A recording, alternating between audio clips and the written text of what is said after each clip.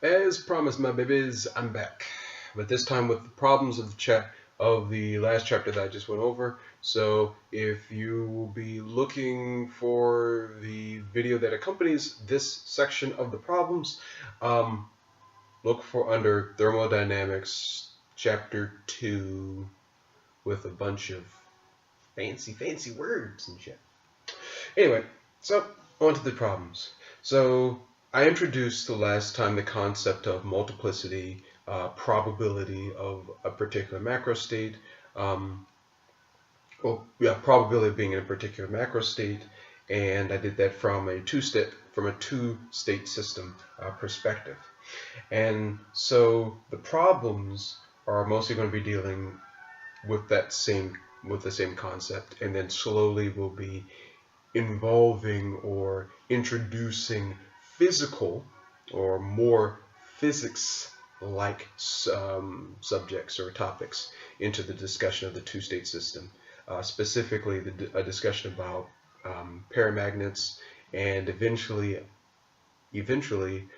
Einstein solids. So that'll be, I think I can get into that into this video. Let's quickly go through the problems then. So problem 1, or 2.1 of Schroeder's book, is that we're given 4 coins, and a lot of times I'm going to get in your way. I'm just going to have to accept that, that I'm going to be in your way, but I'm going to move out, but I'm going to write big. Okay. So we're given 4 coins.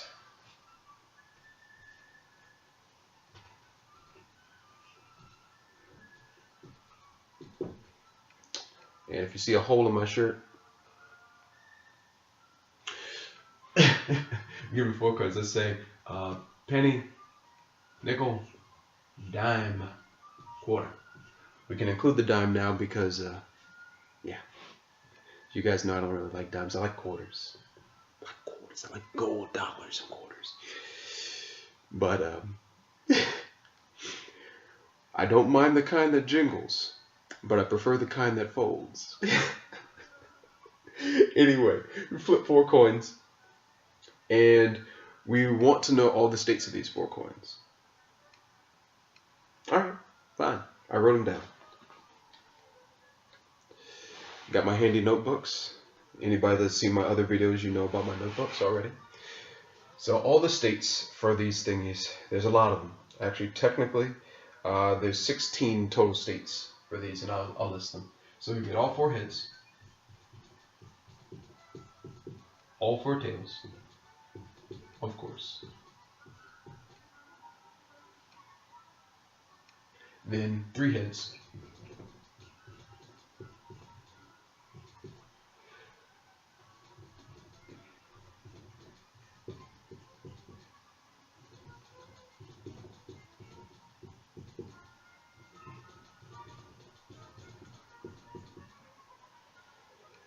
Oh Lord, this is looking like a long video, ain't it? 2 heads. So let's separate these. Whoops. Let's not be lazy. There we go. 3 heads. Well, that's 3 heads. Now we get 2 heads.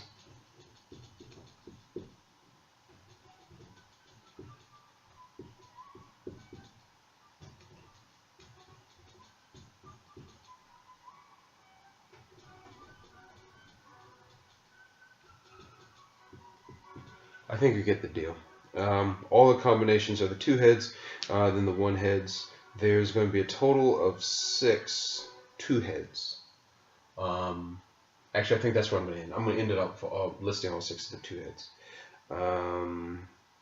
So double tails, double heads, heads, tails, heads, tails. Tails, heads, heads, tails. I mean tails, heads, tails, heads. And then tails, heads, heads, tails. So those are all 6 of those, and actually, since we've already done it, let's finish. I'm going to show you something that's really special about the 2-state system. If you haven't figured already, this has to be even. You have to have an even number of these. You can't have an odd number. For what will be an obvious reason. But anyway, let me finish. 1 heads.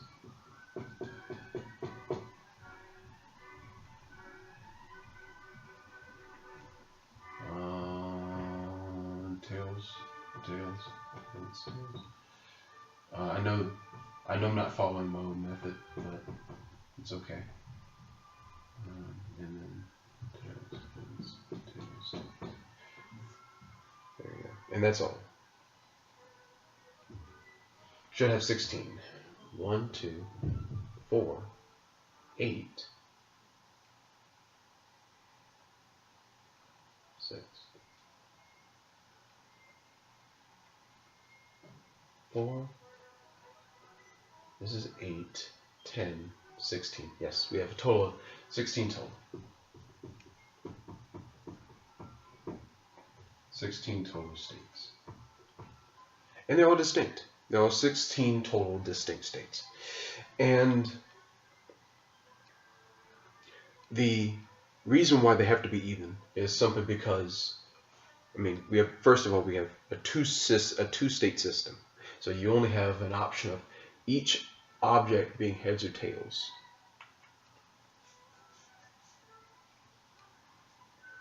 So you only have, well, let me see how I put it in my notes. You have 2 states, and you have 4 constituents. 1, 2, 3, 4, and that equals 16. So P states in constituents, and by constituents I mean the number of objects that you have, where P and N is the exponent, and that'll give you the total number of states that you can have.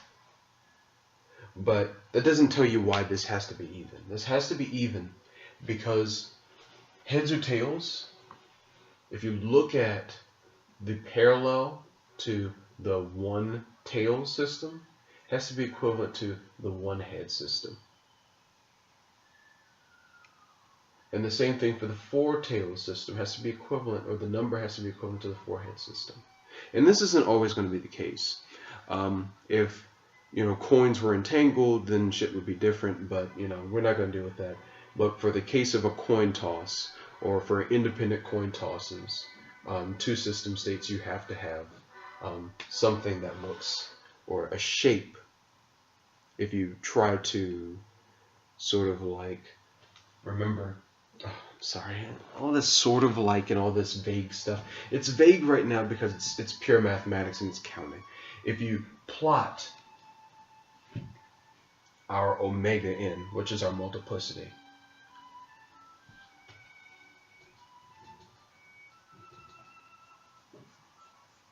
for a 2-state coin toss, it has to look something like this.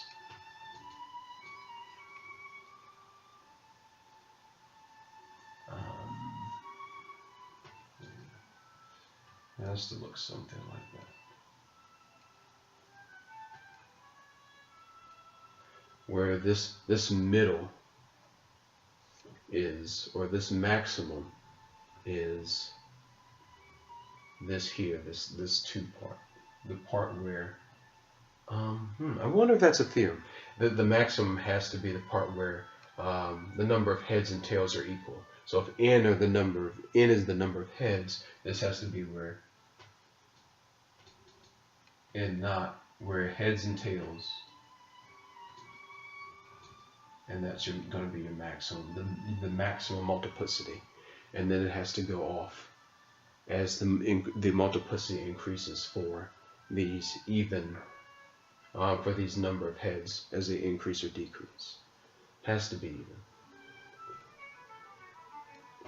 Just look at the parallel.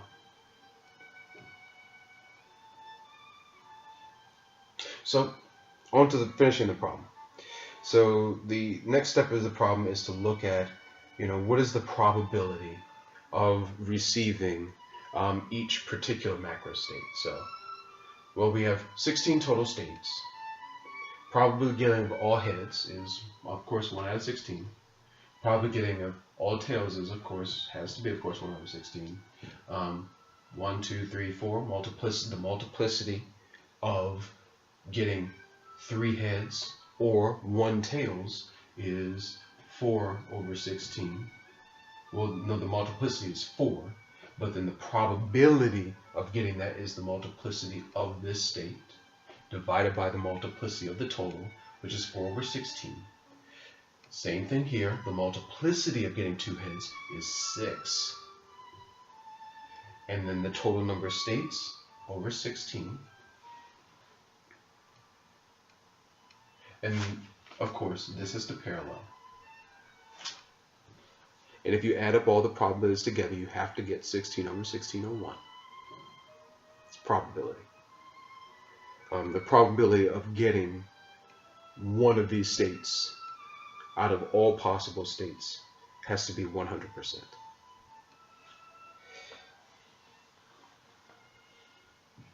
No, the probability of getting a state, not one particular state, but a state out of all these states has to be 100%. So we've listed the probabilities. Now we have to prove them with a particular formula. I believe. Let me see. Okay. Yeah, we have to calculate the probabilities from a particular the multiplicity of these states from a particular formula, and the formula was given to us, and I have not given that to you guys yet. And the formula is as follows. First of all, I'm going to erase. We already know these. If you can go back and see all the work that I did on listing this very beautiful but very lengthy list. And as you can see, you know, for 4 coins and for 3 coins as we did last time, it's not so bad. Even for 5 coins, it's not so bad. But once you hit, you know, 20 coins, your resolve gets weakened severely, and you start using computer programs to start, you know, listing off the individual states, because it's just too much work. So the formula given to us to determine the multiplicity of these 2 states is the basic combination formula that I'm sure many of you have seen, and it's written as such.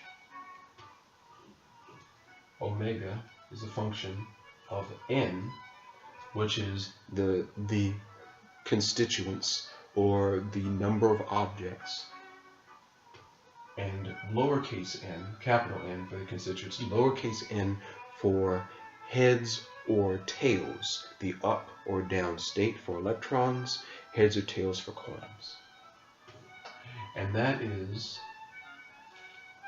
written as uppercase N factorial divided by n factorial n minus n factorial.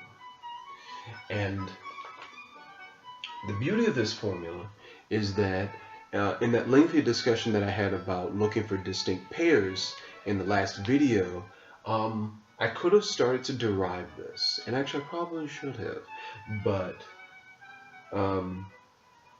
we don't need to. It's not really important to actually derive this formula. But what this tells us is that this is the number of distinct ways of organizing n objects with n different states. Okay? And this is shorthand written as,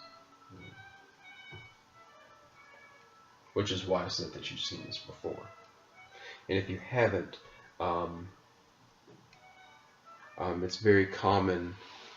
This notation is actually very common in binomial factorization, Taylor series. So you've seen this notation before. Not Taylor series, but in various series. I'm trying to think of the actual name of the series. It'll come to me, but it doesn't matter. I'm introducing it to you now. This is the formula that was given to us. And we just have to show that this works for our 4 coins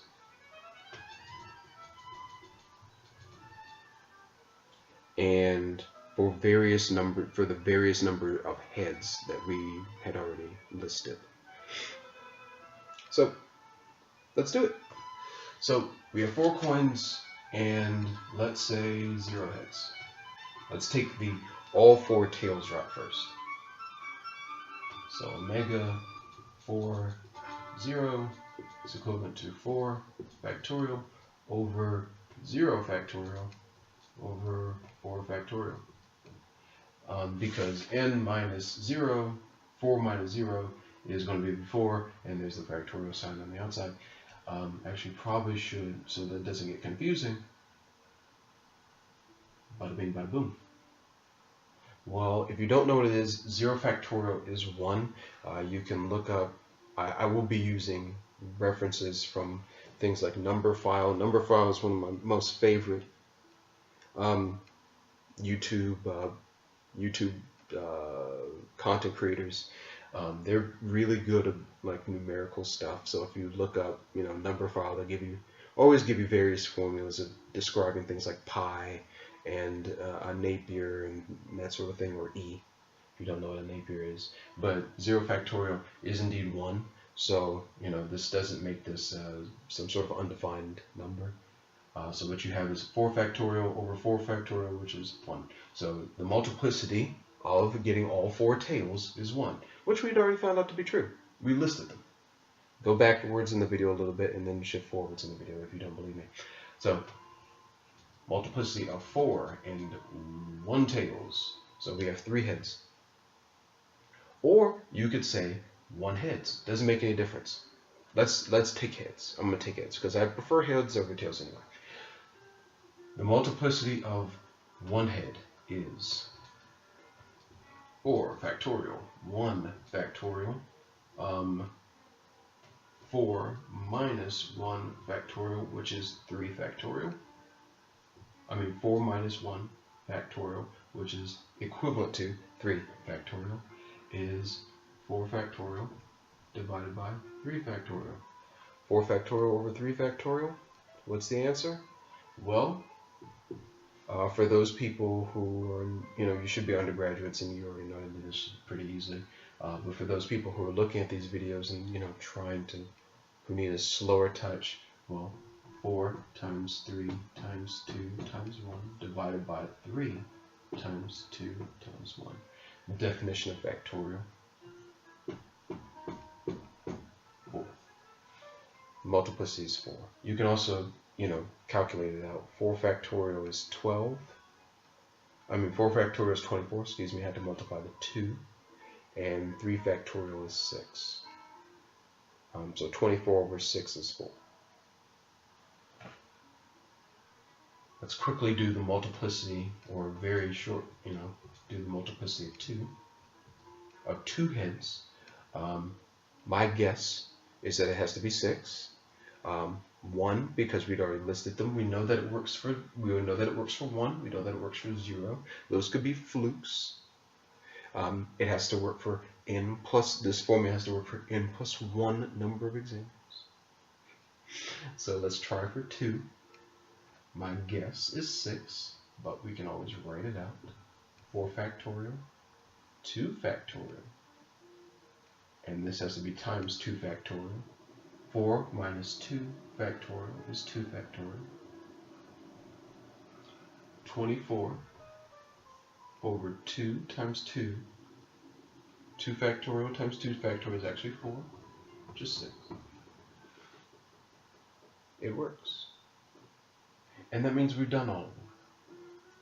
because first of all, we know that this has to be even about this number. So all 4 heads has to give us 1, and it certainly does. 4 factorial, 4 factorial, 0 factorial, that's this. The factorials commute. They multiply, they commute, they're regular numbers. That's what works out. That's problem 1.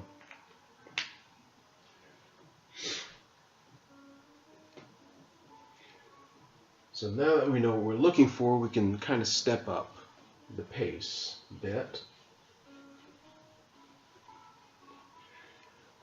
The next problem asks us to look in for 20 coins. And if you remember my formula from last time, we don't have to list out all 20 combinations of coins, because we know that the total multiplicity of all, by multiplicity of all I mean the number of distinct states, has to equal p raised to the n. Don't get confused about my uppercase n's. I apologize. Don't be confused. This does not refer to. Actually, yes, it does. It does refer to the number of constituents, or the number of objects. So we have, for the 2-state system, we have 2 states, and in this case, n equals 20. 2 raised to the 20 is, let me look at my number, 1,048,576. 10, 4, 8, 5, 7, 6. So that's the number of different states I would have had to write down. Let's see. Once you get past 6 or 7, that's too many. Actually, once I get past 5, that's too many. So this definitely wasn't going to happen. You wouldn't have seen me list that out. If you want me to ever write that out, that'll be a challenge, like a challenge video or something. So these are the different outcomes that you have. And then problem 2.2 asks us, what's the probability of getting one particular state? And the particular state that they give us is this. I'm going to call it A. And A is, here we go. Heads, tails. Heads, heads, tails, tails, tails.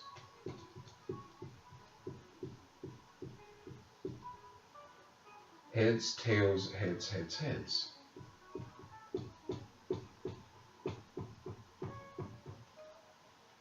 Tails, heads, heads, heads, heads.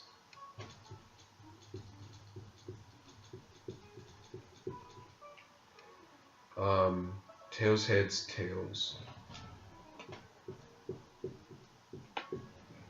They want us to know what's the probability of getting this combination of heads and tails for our 20 coins. And think about it. Just think about it a little bit.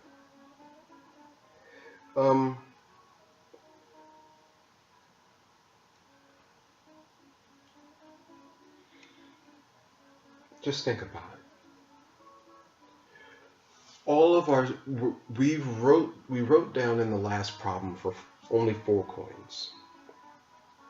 16 different combinations of heads and tails, and they were distinct. We know that they were distinct because they were different objects. We could tell them apart.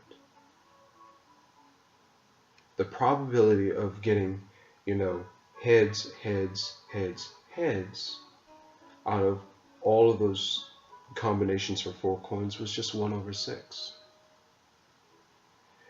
What about the probability of getting heads, heads, heads, tails out of all those combinations? Or better yet, let's take a step back. we looked at the probability of getting 3 heads from those 16 combinations. And as a reminder, that probability was 4 over 16. But what's the probability of getting heads, heads, heads, tails out of all those combinations? Well, that only occurred one time. We got heads, heads, tails, heads. We got heads, tails, heads, heads. I'm looking at the combinations now. We got heads, heads, tails, heads, heads, heads. But we didn't get heads, heads, heads, tails 2 or 3 different times. We only got it once. That's 1 over 16. That was the probability of getting that specific combination. So the probability of getting this specific combination out of all probabilities, or out of all of these 1 million combinations, is 1 over .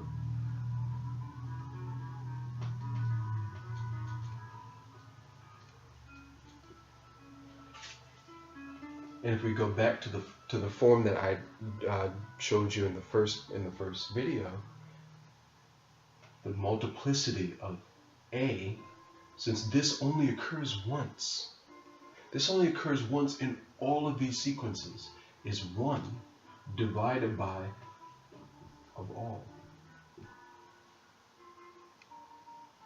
Now say we wanted to find the probability of getting this sequence out of, how many heads do we have? 1, 2, 3, 4, 5, 6, 7, 8, 9, 10, 11, 12. So 12 heads. This sequence out of the probability of getting 12 heads. So we need the multiplicity of this sequence is 1, but then we have to get the multiplicity of 12 heads.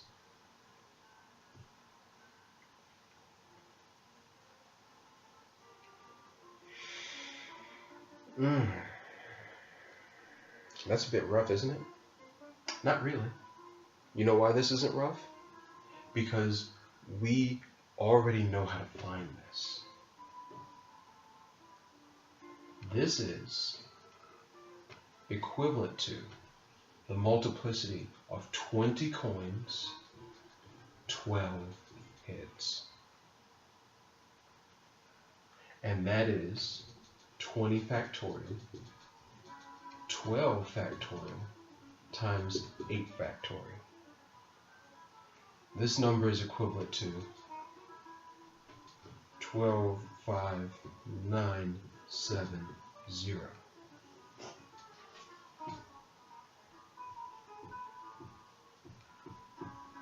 You have a greater chance of getting this state out of this multiplicity, out of this macro state, because this really is describing the macro state. Out of 20 coins, you have 12 heads. Then you have out of the macro state of all of these possibilities. And that makes sense. That makes sense. You have this number of different combinations, this 125,970 different combinations of 12 heads out of 20 coins, while you have 1,000,000 different combinations of heads and tails from 20 coins.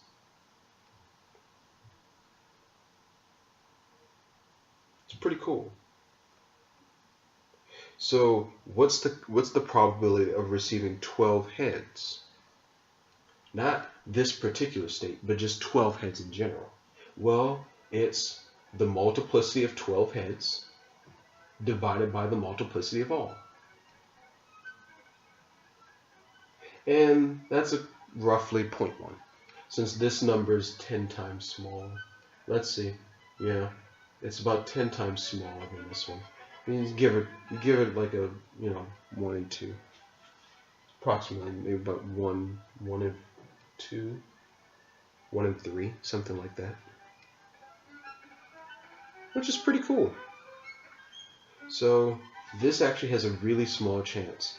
And if you can guess by, remember the discussion that I had, that the multiplicity function for 2 states has to be even, the highest chance has to be 10. You have to have, the greater probability of getting 10 in the 10 macro state than any other macro state. And let's look at that.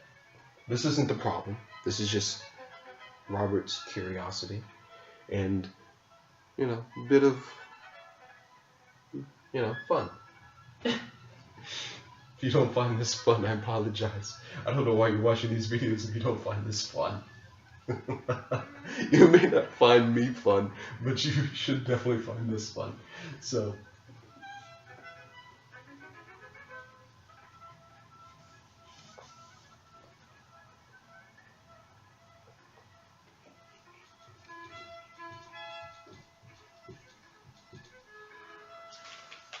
let's say 20 and 10, so 20 factorial, 10 factorial, 10 factorial. I don't know what this number is. Honestly, I don't know what this number is. So I'm going to have to go to my handy-dandy calculator. It's been a minute since we actually used this thing. $20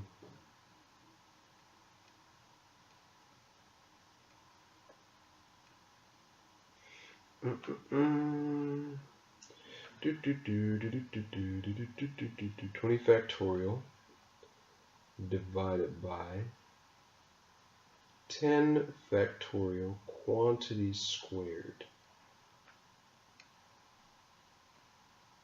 So 184756.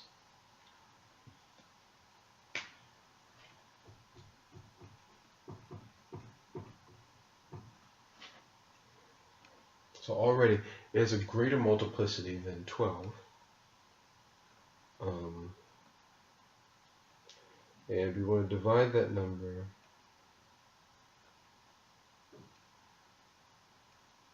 so 184756. We will divide that number by 104.8576.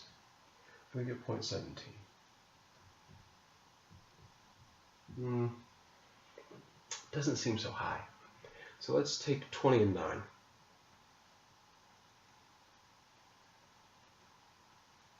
Divided by 9 factorial times 11 factorial. And actually the number gets smaller. So the multiplicity gets smaller. And then we want to divide that by 104.8576. 0.116. So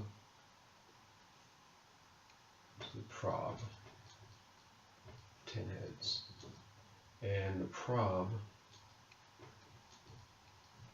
of 9 heads is 0.16, and that has to be equivalent to the prob of 11 heads. So let's go one step over.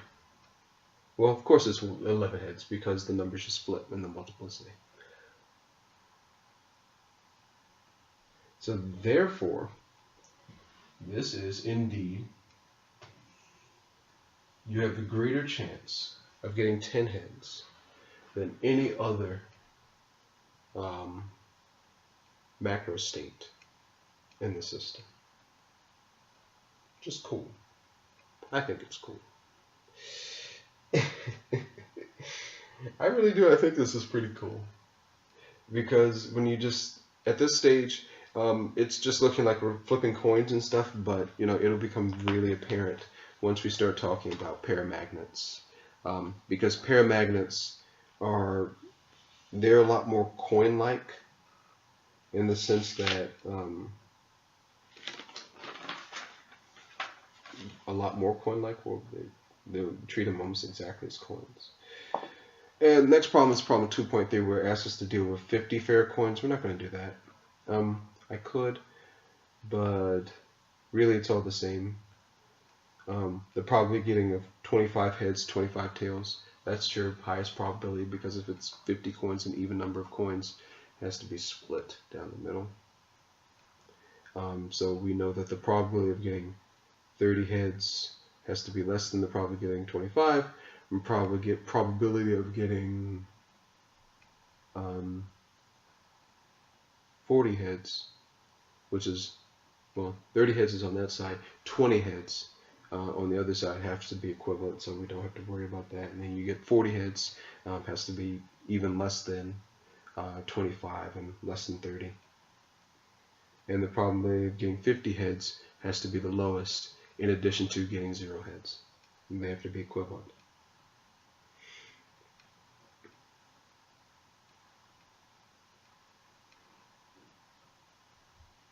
But 2.4 is a problem that I actually do want to do. For one, I enjoy poker.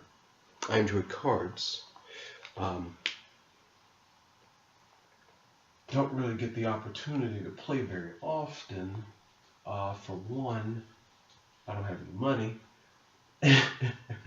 And right now, don't have too many friends either. North Dakota is a very interesting place. And yeah, North Dakota is a pretty interesting place. But that's not the point.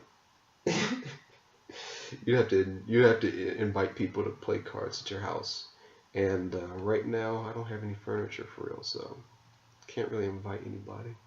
We have to go out and get fold-out chairs and shit, and a table, and that would probably be the only furniture I have in the house. And for real, I don't mind too much. I don't mind. Anyway, 2.4. So 2.4 asks us specifically is to calculate the number of possible 5-card poker hands dealt from a card deck of 52 cards. Well, if you remember the formula that I gave you, we have, what are the number of constituents that we have?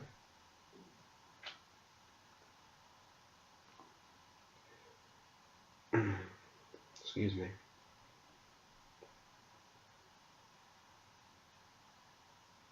What are the number of constituents we have? We have 52. Excuse me. We have 52 constituents. Oh, I'm sorry. N equals 52. And how many states do we have in a 52 card deck and a typical 52 card deck? Not including Yu-Gi-Oh, Pokemon. In a card game deck, a playing card deck, you have 4 different suits. So you have 4 different states. And what are the 4 states? You got diamonds, hearts. You got diamonds, hearts, clubs, and spades. Or clovers for poker enthusiasts. So 4 raised to the 52. That's the number of different combinations of deck that we can have. I did not calculate that number. So no equal sign. I did not calculate that number. This is multiplicity of all. We won't need this, I don't think, anyway.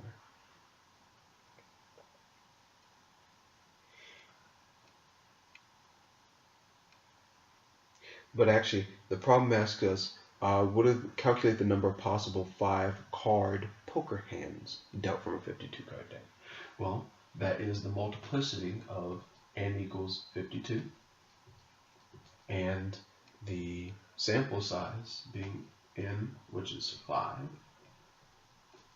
Since we can only have a max of 5 cards, this is distinct quintuplets.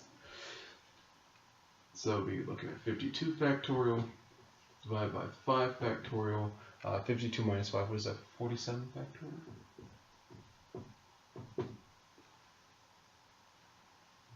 I didn't calculate that number either. So the order of the cards in the hand does not matter. That's important.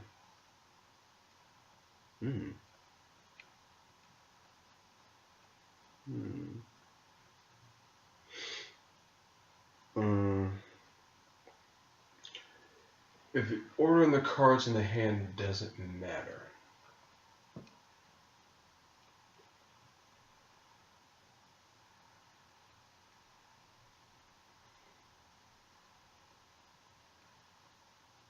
If the ordering the cards in the hand doesn't matter, if you remember from the first video, first and foremost, this formula is asking us for distinct quintuplets. So if we have an ace, a jack, a king, a queen, and a 10, which is a flush, a royal flush, which is actually going to be important. That's funny. That's the first thing that comes into my mind. Anyway, if you have this combination, if the order doesn't matter,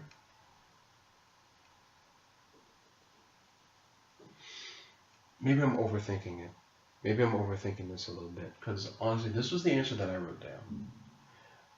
But if the order doesn't matter, and you could take any 5 cards out the deck, yeah, I mean that's the whole point. You can take any 5 cards out the deck. Order doesn't matter. What is the multiplicity of that? And the multiplicity of that, well, if you pull out, then the next time you pull out an ace, a 10, a jack, a king, and a queen, well, that's a completely different hand. If the order doesn't matter, despite the fact that you have the same 5 cards that you did in the first time that you drew 5. So if the order doesn't matter, you don't have to divide by the factorial, which gives you 52 times 51 times 50 times 49 times 48. 1, 2, 3, 4, 5. And this is multiplicity. Order doesn't matter.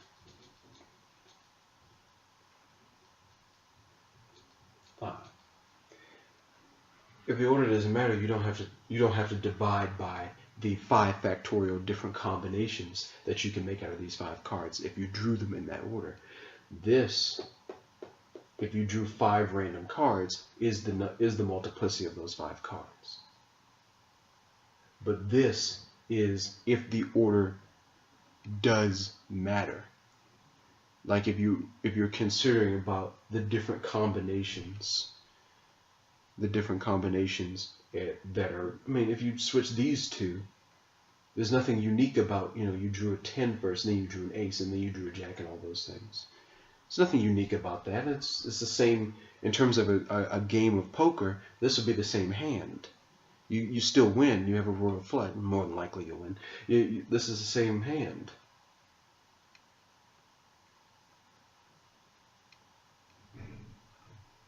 But if you care, this is your answer. If you don't care, this is your answer. And this is going to be, of course, greater than this one because, well, is it? I think this is slightly better, slightly greater. Of course it has to be greater because you get rid of all the copies. Alright, so on with the problem. And then it says a royal flush consists of the 5 highest ranking cards and ace, a king. I've already listed them. Or for 4 suits of the same suit. So this all has to be hearts or clovers or spades or whatever. And what's the probability of being dealt a royal flush on the first deal? Probability of getting dealt a royal flush has to be, well, you have 4 different suits.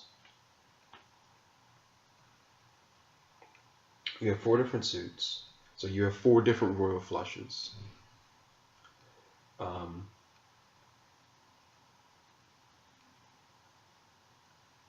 And if you don't care about the order, which in poker you don't, you'd be dividing 4 by this. But if you do care about the order that you have, that you drew an ace, a king, a queen, a jack, and a 10. Then you divide 4 by this. So the probability of getting a royal flush in a randomly shuffled deck in which you don't care about the order that you got those 5 cards is 4 divided by this number, this multiplicity here. Now, the reason why we can't consider cases where you weren't drawn or you weren't shuffled out the royal flush in greater turns, like, other than the first turn, or after, like, say your opponent drew cards, or you have cards, under the flip and you don't know what cards are, is because that then requires different probability mechanics. But for right now, the simple tool is basically just you're given 5 cards out on your first hand, and you have to divide by, you're given 5 cards at the first hand, and you have to get them with the same suit. What is the probability of getting them? Well, there you go. I've already explained that. But card games can get very difficult. Counting cards is actually a pretty good skill. If you ever get a little broke in college, learn to count cards. Learn to count cards. It'll help you a lot. You can make a good piece of change. I don't say go crazy with it, because usually people that go crazy with it, they lose, more than just money. They lose a lot of respect, and they lose themselves a lot of times. But I say go for it. I say if you can count cards, go for it. I haven't picked up the skill really myself, but would have been nice to have been able to do that. And really take that on the road. But anyway, so we dealt with coin tosses, and now we dealt with the example of a card deck, which is a little bit different, much bigger multiplicity in terms of the combinations than a coin toss. But now we're going to delve into the physics portion, as opposed to the strict math portions of this discussion. And we talk about paramagnets. Well, paramagnets, or the two-state paramagnet, to be specific, paramagnets in general, are these objects that are solids who, when a magnetic field is applied to them, their electrons will align themselves up with the magnetic field. And they do that for quantum mechanical reasons that I really don't want to describe, and I don't have the machinery, I don't have the knowledge right now to describe adequately. I did some research into them, but I really don't remember. Let me just look in my notes a little bit. But yeah, the electrons will apply themselves in the direction of the magnetic field, and as long as there's a magnetic field applied to the object, they'll stay in line with it. So electrons, if you don't know, or if you have not heard me say already a few times, electrons have 2 states, or 2 spin states. And the 2 spin states that they have are up or down. And that up or down is described by plus or minus 1/2. Why plus or minus 1/2? That's also quantum mechanics. That I don't feel like explaining right now. Maybe if I do a quantum mechanics video, which I should do, a quantum mechanics tutorial, then I'll explain. But when this magnetic field is applied to them, those, depending on the direction of the magnetic field, those down electrons will then shift or change direction to meet the direction of the up electrons. And why would they do that? Well, they do that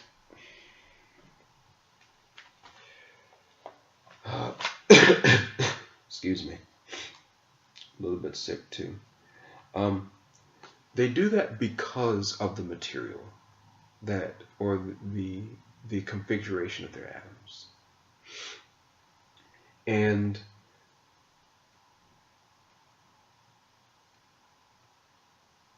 think of it sort of as you have this force.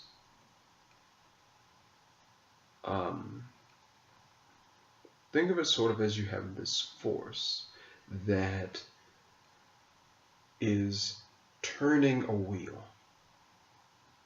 And let's not even do that. Let's just say that's basically a paramagnet. Is that the magnetic force applied to the electrons will shift the electrons in the direction of the magnetic field.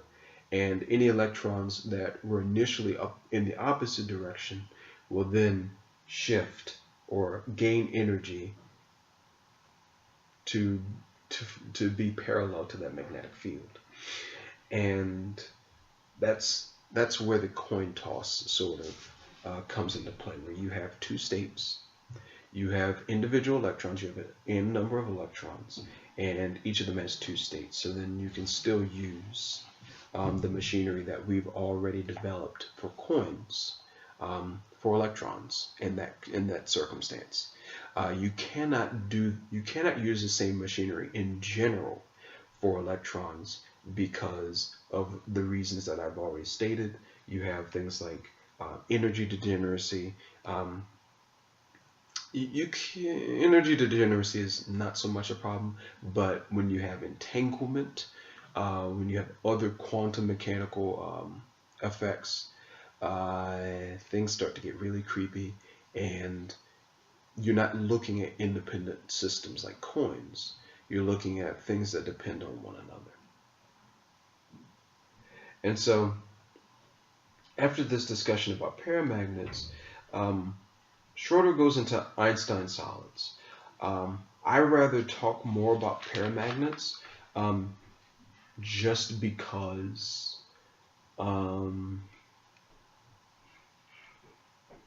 it's more or less what we've been dealing with, but I think we'll get into that a little bit further anyway. But let's look into paramagnets a little bit more. So if the electron has an up or down state, this is arrows to indicate up or down.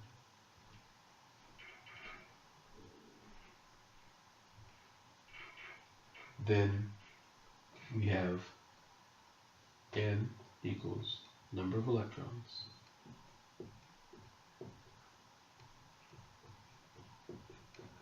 which in this case is 2, and then P is equivalent to number of states,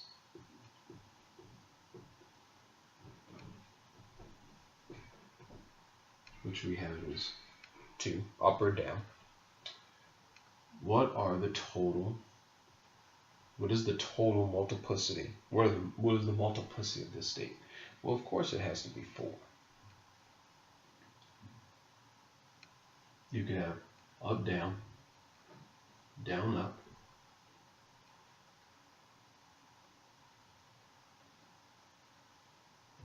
down, down, up, up.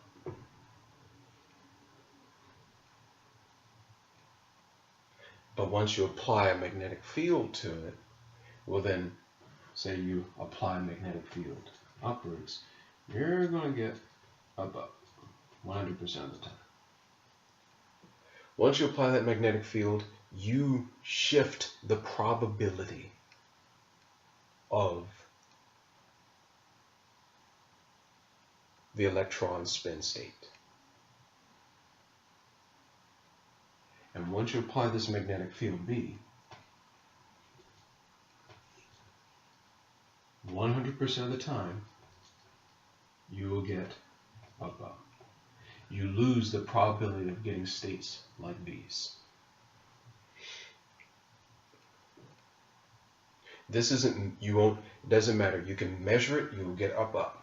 You cannot measure it, you don't measure it, you will still have up, up, because you're dealing with a paramagnet. how to test whether or not you have a paramagnet or not. I think that's a good question, and that's something I'm gonna have to come back to. Because in quantum mechanics, we know that we have to make measurements in order to know the spin state of an electron. And when we make those measurements, we are collapsing the wave function of that spin state on our particular measurement. So we're losing all information of all of the states until we make another measurement sometime later. But if we apply a magnetic field to something, and for 100% of the time we get a particular state, I guess we can make the assumption that we have a paramagnet. But again, that is an assumption. We say that it's a good assumption depending on the material.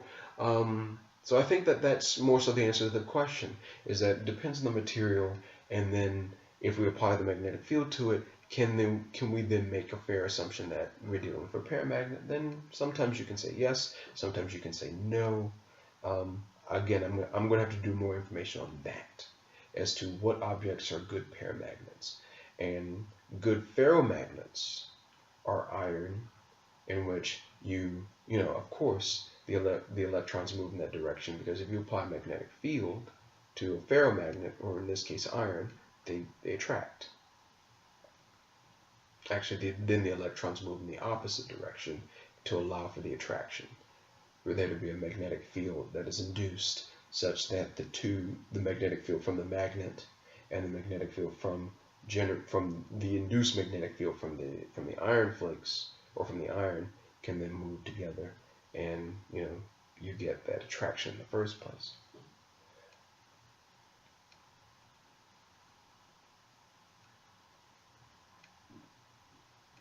Now we can move on. Now that I've said everything that I kind of wanted to say about particular magnets and things, and we've looked at coins, we'll come back to problems with paramagnet. But let's go on to a little bit more quantum mechanical stuff in the case of Einstein solids. And actually, I think I might do that in another video. This video has already been a little bit too long. We did 3 problems. Really did 4, because we looked at the 50 coins a bit. The 50 coins, the numbers are huge. We're looking at numbers about 10 to the 13, 10 to 11. If you just follow the same procedure that we did for 4 and for 20 coins, you just apply that for 50 coins, you start looking at humongous numbers. And actually, I suggest you do that. Look at the multiplicity for 50 coins, the probability of getting 30 heads, 10 heads, 40 heads, and then just look at those probabilities and see how. Look at the probabilities and the multiplicities and see how small they are. It's pretty cool. Thanks everybody for watching. See you next time.